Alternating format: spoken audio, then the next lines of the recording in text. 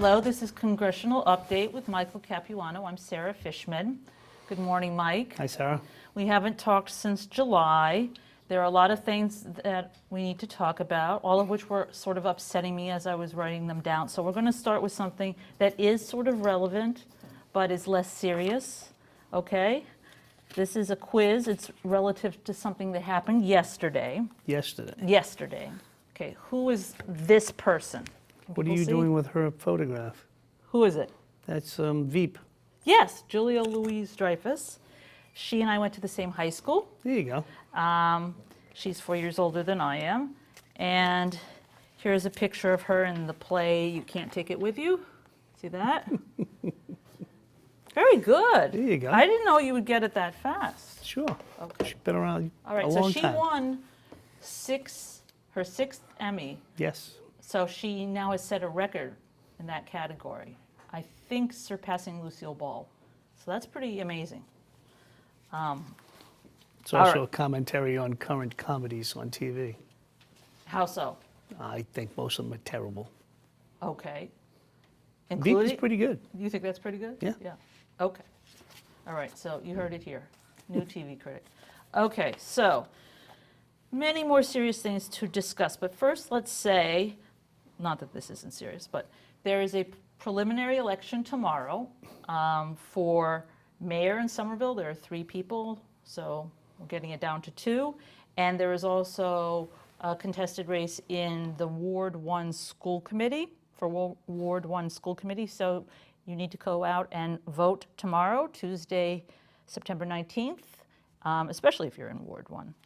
But that's the little PSA there. Okay, so let's see.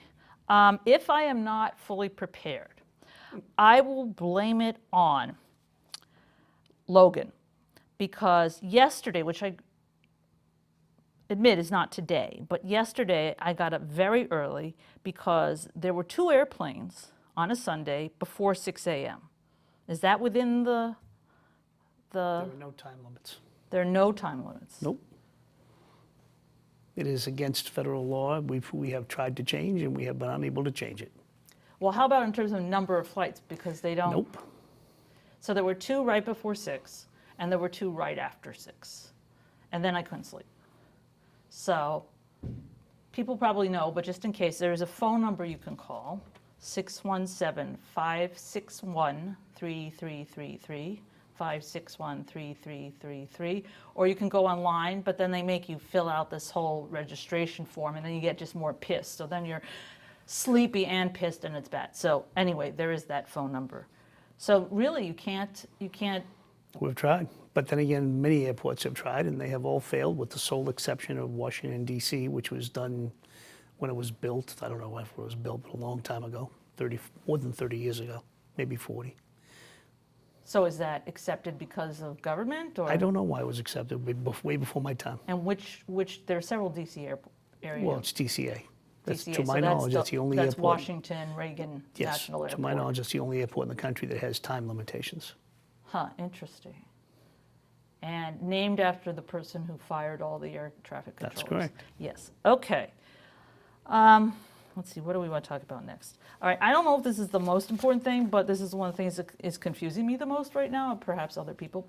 So the Deferred Action on Childhood Arrivals immigration program, President Trump says he wants to end it. Then he has some sort of powwow with Democrat leaders. Then he says, well, Congress has to fix it. We have 6 months. Oh, I'm very confused. Everyone is. Okay. Including the children who are impacted, including their employers. 800,000 people. It is a confusing situation. No one knows what President Trump really wants to do or what he will do, because he's been on both sides of this issue. Well, I read one thing that said that up to an hour before his announcement, some of his aides thought he didn't understand what he was about to announce, the implications of saying that he was ending the program. That may be. I don't. Do you believe that? I prefer not to. I prefer not to. I prefer my president, any president, to actually know what they say, and particularly to know whatever they say, it's important. Well, that's a very diplomatic answer. Because it doesn't do me any good to think that he doesn't know what he's talking about. Yeah.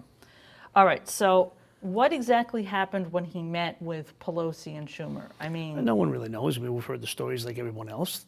He just decided to agree with them without telling anybody on his side and without telling his Republican allies in the House or the Senate. He just decided to agree with them. But again, on this particular issue, he's been on both sides. We're not sure. And then after the meeting, he said there wasn't an agreement, and then there was an agreement.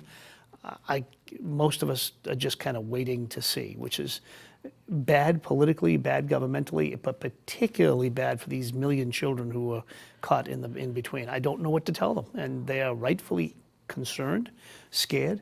And for those people who don't know, these are the children that were brought here when they were literally children, 1, 2, 3, 4, 5 years old. They didn't do anything wrong because their parents might have. You could argue maybe that their parents should be deported. That's an argument we're still having. It's awfully hard to argue that a child who's never been in that foreign country since they were an infant should be sent to a country they'd have no friends, probably limited family, maybe even sometimes no language skills, and don't know anything about the culture. That's just not right. They couldn't have actively No.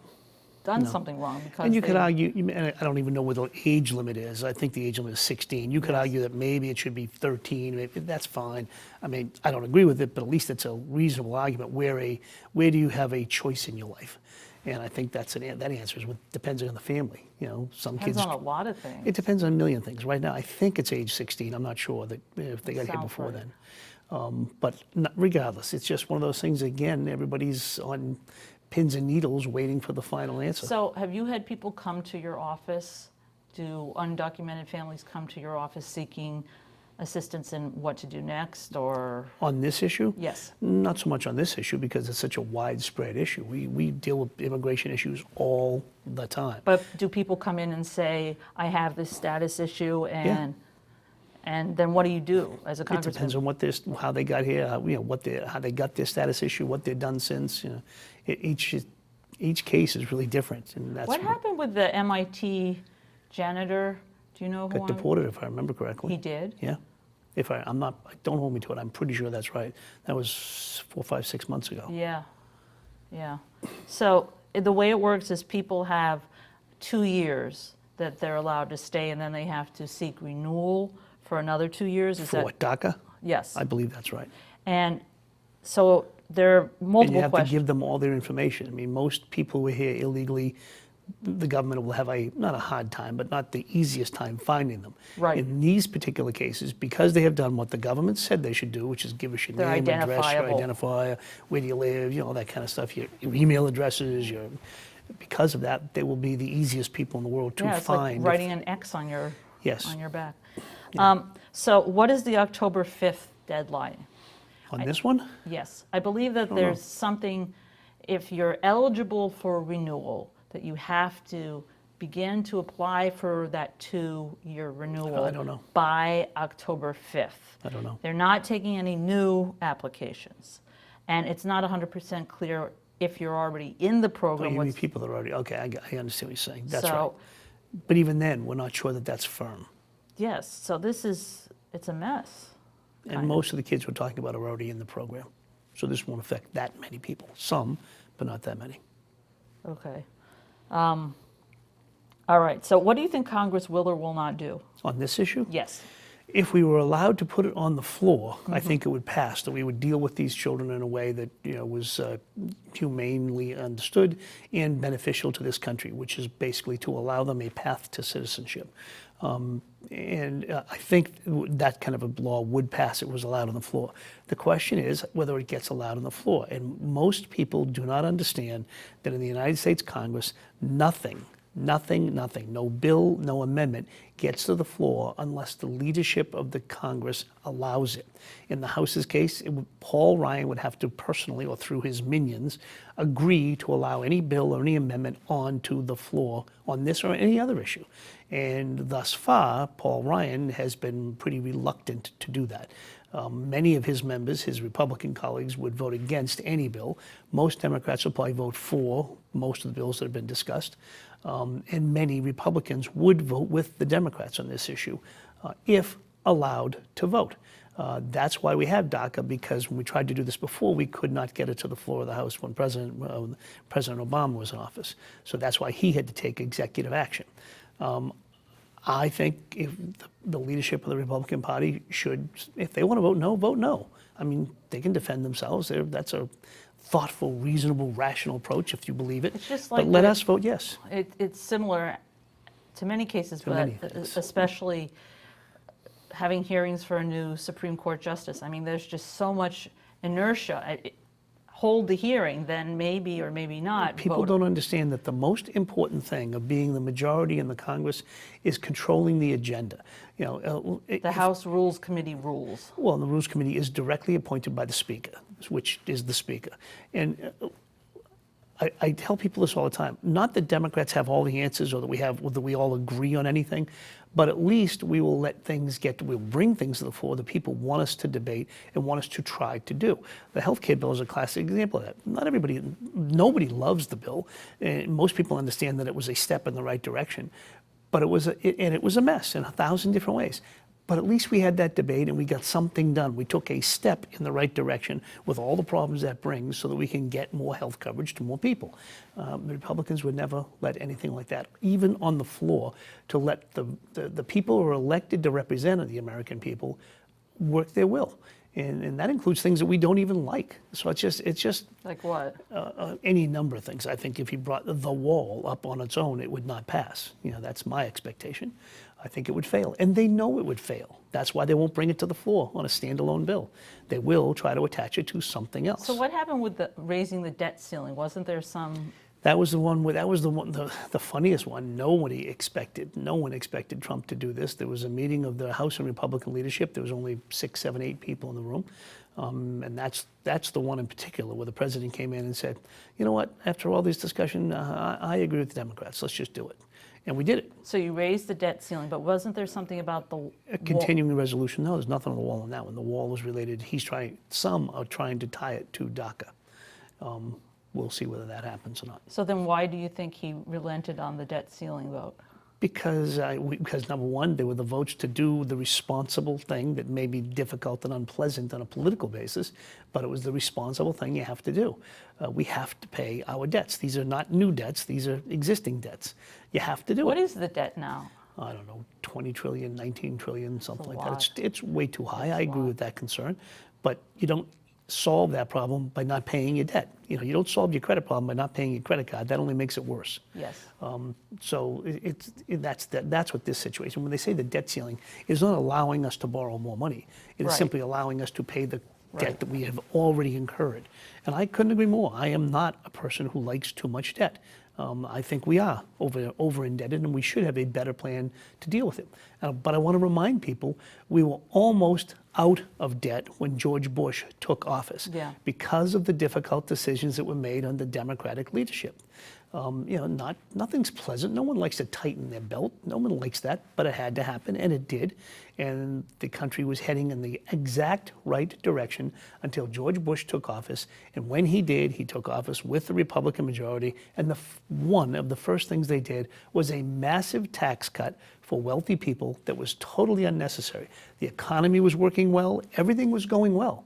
The country was paying off its debt. We were meeting our obligations of all the things we wanted to do. We had a balanced budget for the first time in memory. And he gave a massive tax cut that was completely unnecessary. And then that was quickly followed by a war that was unnecessary. But all that being said, we are where we are. And I don't think you deal with your problems by simply not paying your debt. That's irresponsible. So do you think someone just convinced him of that, or? I don't know. None of us know. He went into the meeting, they all went into the meeting thinking he was going to side with the Republicans. The stories have it that he basically, told his Secretary of Treasury, Mnuchin, just that's enough, shut up, I'm done. Okay. He was on the other side. He was trying to tie all these things like immigration reform and the wall and all the other things we don't like, tax cuts for wealthy people, tie it all in together. And he basically said, that's enough, I'm done. We're just going to do it clean and we'll deal with the other things tomorrow. Okie dokie. Yeah, it's a great way to plan. So there's just so much that it's hard to tell what's going to happen here. Okay, let's switch to another area of great uncertainty. Outside of the country, sort of, North Korea has now launched these very powerful missiles. We think that they have missiles that could reach the continental U.S. They have warheads that could be placed on those missiles. I'm not sure about that. And perhaps the ability to make this super fuel that would power everything, that maybe initially they got from China, but now they can make on their own. So this is not a good recipe. If this were my brownie recipe, this would not be good. It would not work. So what do you think is going to happen? No one knows. This is a very difficult, very tense world situation. For the first time in memory, the Chinese and the Russians have voted with the United States in the United Nations to impose sanctions on North Korea. Twice, I believe. Twice. Right? And we don't know whether they're going to work or not. Number one. Number two is they have to be, even to vote on them is one thing, but then to implement them is another. And we'll see whether the Chinese are really honestly willing to implement them. My understanding, and I'm not an expert in this, but like everything else, you have to become a little bit more knowledgeable as you deal with them. The most important thing is if the Chinese would cut off oil and fuel into North Korea, that would really cripple their economy. Thus There's far, supposedly long gas lines at the gas stations. yes, but for supposedly China has been unwilling to do it to the extent that it should be done. And even then, we're not sure that that would work, but at least it would cause real problems. Yeah. And the other question is, like anything else, when you get rid of one crazy despot, who do you get in their place? And who knows? There may be an endless line of crazy despots. So is that why the U.S. says they're not interested in regime change? It's not just that they want to placate. That's part of the reason. That's part of the reason. I mean, just like anything else. I mean, if you were told your life is coming to an end and everything you know about your life is coming to an end, you tend to fight harder to maintain that. If you're told, look, we just want you to, change your hairdo. That's all we want you to do. Everything's fine. You can continue, but we need that you change your hairdo. You're a little bit more open to it. So I don't know. I mean, look, a new regime would be good there for all of us. I think it can't be much worse. And I still believe in the final analysis that this is not a military solution. I presume these people, at least the leader, is a little nutty. I just don't see. I mean, he has to know that if he uses a nuclear weapon on us or any of our allies, that the response would be, overwhelming. It'd be devastating. It would be terrible for not just for them. It'd be terrible for the entire world. It's not what anybody in their right mind wants. But at the same time, I have to sit here and tell you that if they used a nuclear weapon, that I would support the military action against them. That you can't let that stand. Not only bad for them and everybody else, but the message of not responding is it's okay. And I think that would be real appeasement to a detriment that led to World War II. It's really hard to imagine this. I mean, it's incredibly hard to imagine. I wasn't alive for Hiroshima and Nagasaki, but you don't have to have been in the sense that it was this devastating, as you said. No one wants this, attack. But I really think there are ways out of it. But this is the one regime in the world. Even when we invaded Iraq, what I said then is that Iraq was not a good player, but they're not the worst players in the world. The North Koreans and the Iranians were the worst players in the world then, and they are today. We came to an agreement with the Iranians. I supported it very strongly. I still support it very strongly. It doesn't make the Iranians good people. It just means they don't have a nuclear weapon while they're bad people. And I would say the same thing with North Korea. Look, if they want to be bad people and stay in North Korea without nuclear weapons, I can accept that. It's not what I want, but I can accept that. I think that all Americans should be deeply concerned if North Korea continues to pursue excessive nuclear weapons. So what do you think will happen next? Do you think he'll try another test that they might do that kind of stuff. That's really not maybe doesn't go exactly right, but just to I don't know. sort of at some point, I think it's possible the U.S. will try to shoot down one of their missiles, one of their test missiles, and that who knows? I don't know that that'll happen, but I believe that's a possibility. My hope is that China does what they need to do, which is to insist, not even ask, but insist that this regime stop. So is it mainly trade, economy? What would stop China? China? Yes. I don't know what stops China. I mean, there's 1,000 different opinions. Right. I don't have a clue what the real answer is. One of the reasons they like having somebody on their border that is beholden to them. I get that. They don't want the American-supported South Korean government there. I get that. Right. But I don't care. We have lots of friends. When one of your friends goes completely crazy, you might have to cut them out of your life. So now the UN General Assembly is meeting this week in New York. Is it possible that there will be another set of sanctions or another? Don't know. I mean, it's possible, but the sanctions that have been voted on are pretty stringent. There's really not much wiggle room. I really don't know that there's much more they could do. It is more the implementation of Yeah, the you mentioned that existing before. So what sanctions. what has or has not been implemented? A lot of it hasn't been implemented yet because Like they were what? just passed.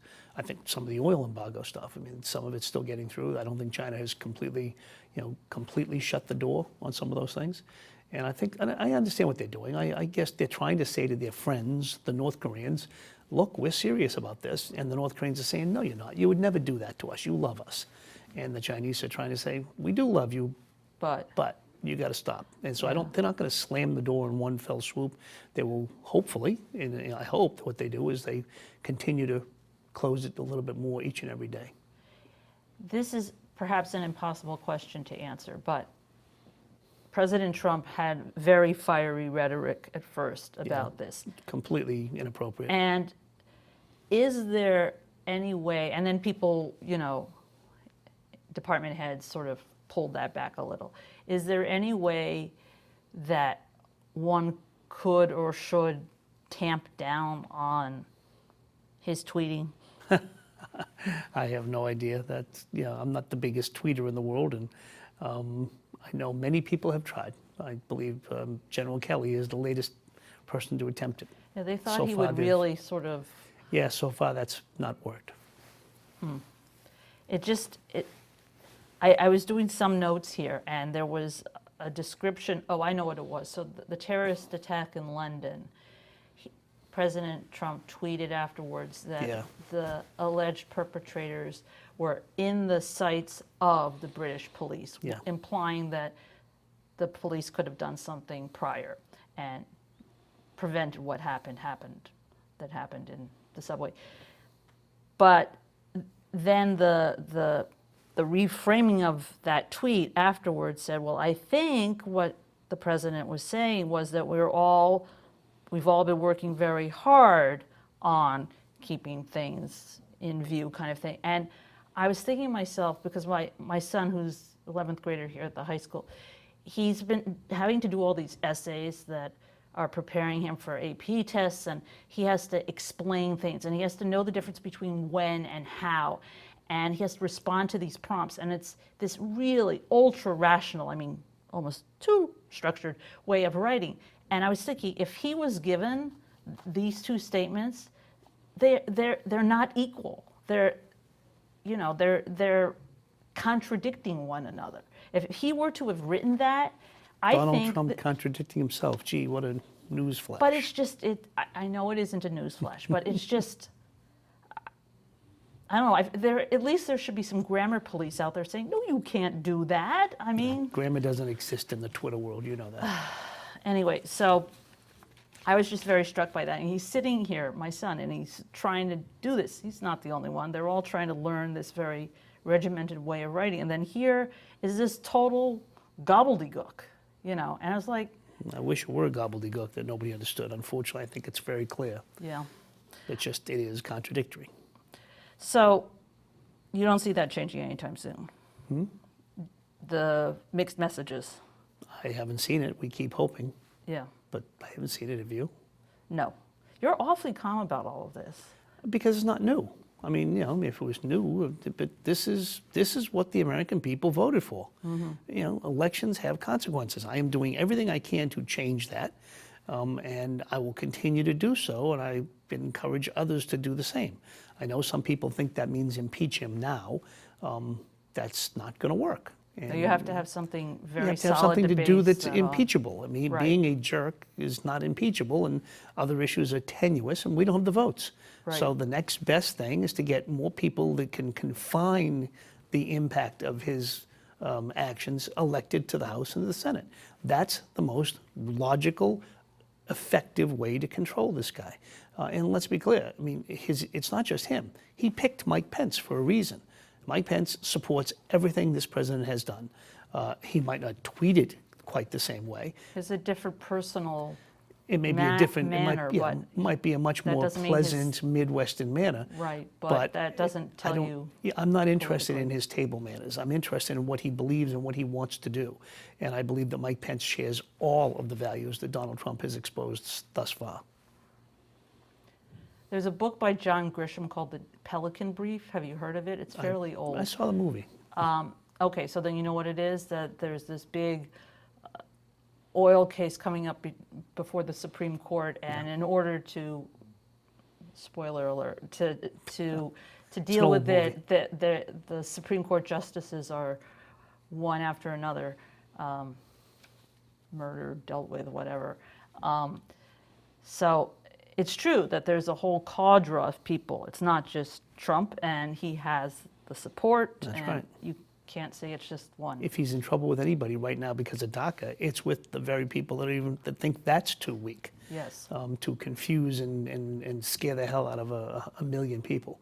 There are many people on his side that think that that was inappropriate. They just want him deported. And those are the people he's most in trouble with right this very minute. I mean, some of his best supporters, Laura Ingraham and some of the others, Ann Coulter, they've been really devastating him in the last week or so. Yeah, but they're media people. They're not. They're symbolic of a significant portion Of of the his American base. public. And Yeah. I don't have to like it, but I know it's true. Yeah. Yes. Okay. So, do you think switching to the terrorist attack in London, in which there were 30 people who were injured, I think, in the Yep. subway system, but no one was killed, fortunately. Somebody said that this might lead to a more stringent travel ban that Who knows? Trump comes up with, or Don't know. you don't know what's going to happen? You know, predicting what Donald Trump will do is a very big mistake. Yeah. Okie dokie. That could be the answer to like everything I'm going to ask you. Okay, but well, let's switch to one other thing. We don't have a whole lot of time left, but it seems if you take the threat of a nuclear attack and the possibility of a hurricane devastating the area, the New England region is perhaps as ensconced and isolated and able to ignore reality as much as any other part of the country. So my question is, are we prepared enough for possible devastation? And specifically, are we prepared for hurricanes? I mean, No. So is there supposed to be, does the city of Boston have a plan, or? I think most cities have a plan, but it's a plan that's just on paper more than anything else. Nobody knows what it is. So, I mean, it's a landfill city. So, it's on the ocean. And Yeah. it's, it's not very high above the ocean. My house sits on the top of Winter Hill, and I'm approximately 90 feet above sea level. And, so I'll be okay. But look, not just hurricanes. I mean, hurricanes are hurricanes, and yeah, they cause problems. We are probably more prepared for the kind of hurricane we would get under historic proportions than anybody else, not anybody else, but as much as anybody else. We'd have problems, but it wouldn't be the kind of things you just saw in Florida. Our houses are more stable. We don't get the Category 5 hurricanes Yeah. here yet. I don't know that won't change, but at the moment we don't. So all that being said, I think we'll be all right. I do think that we should be taking action relative, and it wouldn't be just in the city. I think it'd have to be a statewide, if not a regional-wide thing, to deal with the impacts of climate change. And did you know that that's called CC now, and it's like the swear word at the EPA? No, I kind of missed that. And then there's this guy who's in charge of a lot of the grant application review, and he has this CC thing. Oh, where yes, I knew about that. If he sees that, Yes, then I did know that. it doesn't get That's- funded. It's not a swear word amongst people who believe it. It's a swear No. word amongst people who don't. Right. Yes, I actually was in my newsletter last week. So yes, I did know that. But that goes to show you what kind of ostriches we have running the country at the moment. All that being said, I do think that Boston can, and I mean Boston, greater Boston, Massachusetts, not the city. Cities can't handle it. It has to be done on a statewide level, at least a regional level. Should be doing what we can reasonably expect to do. Which is very Which is quickly things like zoning laws, which is things like building codes. buy back coastal land. To the best of your ability, within reason. Yeah, but again, we can't. I mean, I know that people want to build a seawall between Hull and Deer Island. Well, that's great, but I mean, realistically, we're not going to spend that number of billions, and I mean billions of dollars to do that. And is that the perfect answer? Maybe the best answer, but it's an unrealistic expectation at this point in time. And that doesn't mean you shouldn't do anything. You can do things like make sure that your stormwater runoff works better than it does now. You can do things like making sure that the next buildings that get built can withstand these problems, and on and on and on. There are things you can do. I am not the expert on these things, but those are the things we should be doing while we're trying to figure out if we really do need a seawall between Hull and Deer Island. And if we do, then we'll have to come up with the money somehow. Well, luckily for you, at this point, we have to stop because we have to stop. This has been Congressional Update with Michael Capuano. Have a good day.